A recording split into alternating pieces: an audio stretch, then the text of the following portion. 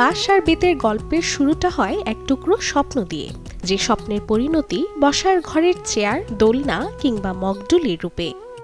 বেতের জিনিস অনেক চাহিদা, এটা ন্যাচারাল জিনিস, এটা দেশীয় পণ্য। হ্যাঁ, বিদেশ থেকেও আসে, তবে আমাদের দেশীয় বেশি হয়।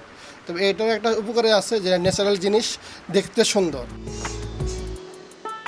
কিন্তু এই সৌন্দর্যের নেপথ্যে আছে অসংখ্য শ্রম ঘটনার ইতিহাস, যা তৈরি করেছেন সমাজের প্রান্তিক নারী ও প্রতিবন্ধী সন্তানেরা। তাদের কেউ স্বামীহারা, কেউ বা বাবা মায়ের অবহেলায় বেড়ে ওঠা একমাত্র সন্তান। জীবন সংগ্রামে তবু যেন হার মানেনি তারা। 5 বছর ধরে কাজ করতেছি, সব কিছু সফল হইতে পারতাছি। আবার সবাই 10 জন আমরা কাজ করতেছি, মহিলারা মাসে আমরা 15-20 হাজার করে বেতন পাইতে আছি।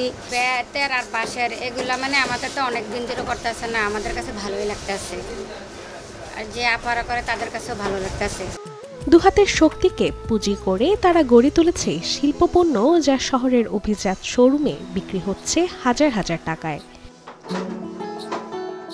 বিশেষ চাহিদা সম্পন্ন পুরুষ ও নারীদের জন্য এমন কাজের সুযোগ থাকায় অনেকটা স্বাচ্ছন্দ্যে জীবন কাটাচ্ছেন তারা।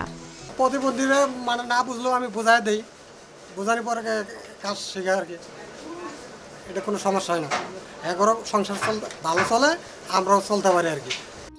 যে হাতগুলো অনেকের চোখে কেবলই করুণার, আজ তারাই হয়ে উঠেছে শিল্পের দিশারি। বেতের চেয়ার নয়, এ যেন ভালোবাসার পরিশ্রমে বাঁধা এক একটি আত্মজয়। রাশিকা হোসেন, চ্যানেল 24, ঢাকা।